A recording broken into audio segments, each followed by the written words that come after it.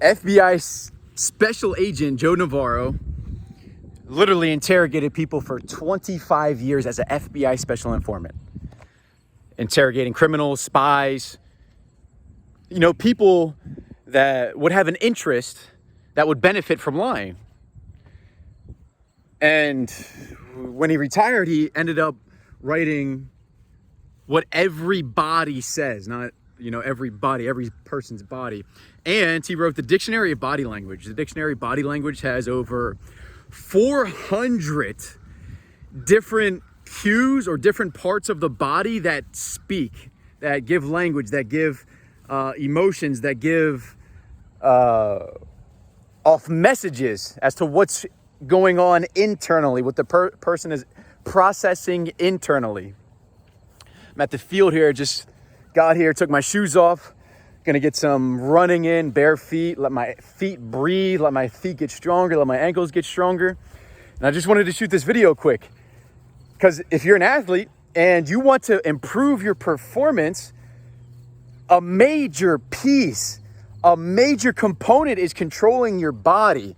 Now, you don't have to learn over 400 different ways to use your body. There was, and it's more than just simply putting your chin up, right? Or, open your eyes or put your shoulders back. It's much more than that. There's your gross body. So, this is your external. This is what people can see fairly easily, right? Putting your chin up and keeping your shoulders back.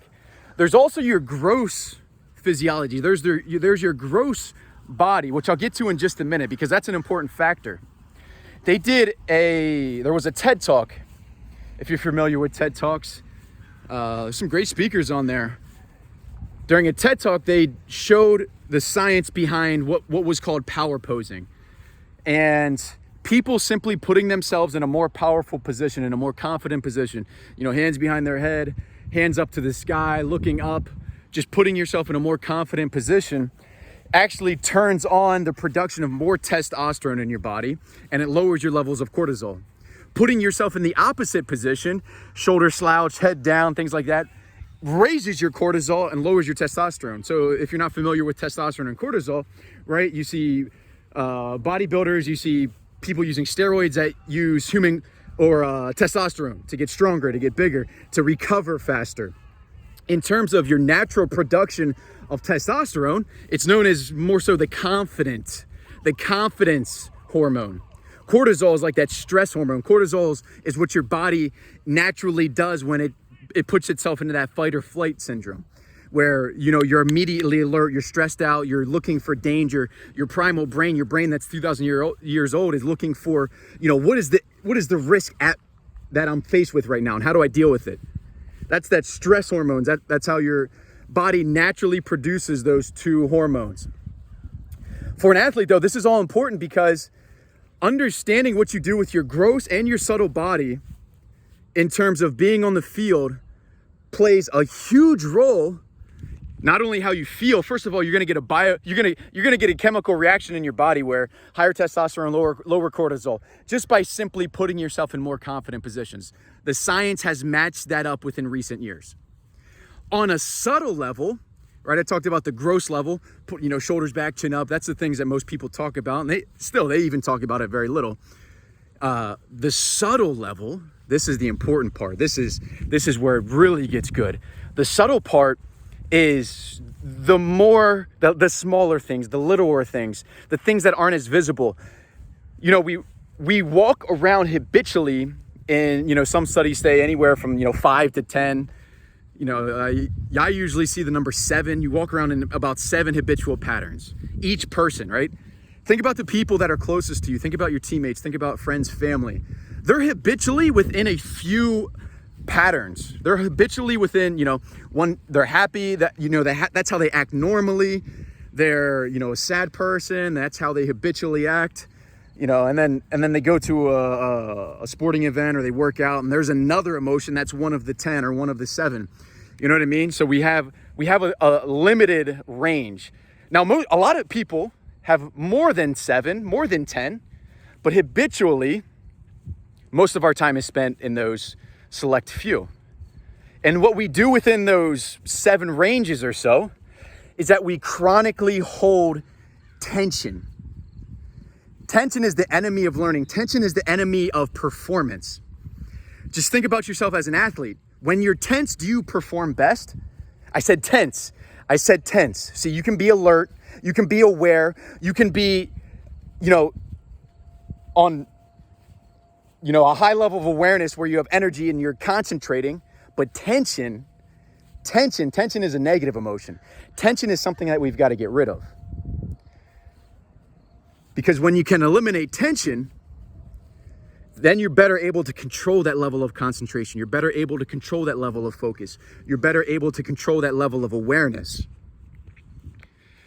So what we want to do on the gross level is we want to eliminate tension.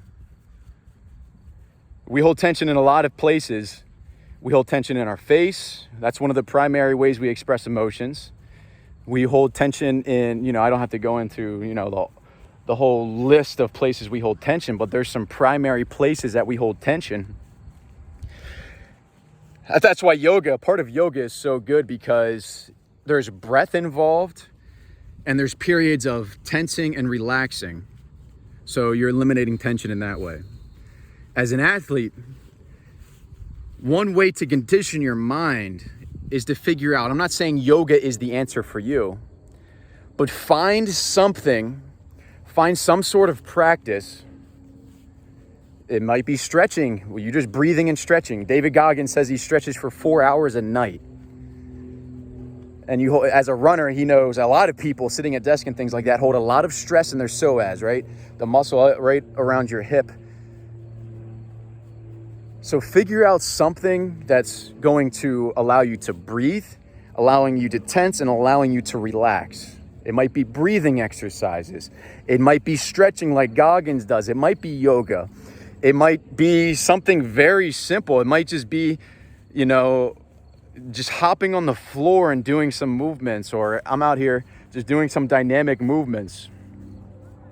But you've got to learn to eliminate the tension that you hold in your body. You hold it in your tips, or your tips, yeah. You hold it in your hips, your psoas. You hold it in your back. You hold it in your arms. You hold it in your face. But just by training your body in that way, conditioning your body in that way, it's a connection to your mind as well. So look for something. Stretching is the simplest way to start. Stretching is the most relatable for athletes. Stretching where you're focusing on your breath and not just stretching because you're about to work out. Stretching with intention, moving with intention, and focusing on your breath so you can allow different parts of your body to relax. Because once you start doing it, you're going to experience, oh wow, that's what it feels like to relax my hips. That's what it feels like to relax my back. That's what it feels like to relax my legs. Then that's conditioning your body. That's conditioning your mind. That's conditioning your breath. It's one of the best things that you can do, without question. I wish somebody explained this to me when I was younger. I wish somebody explained this to me when I was, starting to get into sports. Well, I guess as a kid, you're just out there having fun. But there's a certain time where it's like, okay, I got to take care of my mind. I got to take care of my body, and I got to take care of everything else. And it's always a game. It's always just a game. But there's a point where you've got to get a little bit more serious about it as you mature. So that's all I'm saying there. So try it out. It's a game changer, guys. It is a game changer. I got to go get this workout in. Appreciate you guys watching this video, especially if you made it to this point. I hope you found some value in it. If you did, smash that thumbs up button, subscribe to the channel, and let me know down in the comments. Let me know down in the comments what sport you play. Let me know what sports you play and how I can help you. All right, appreciate you guys. We'll see you on the next one.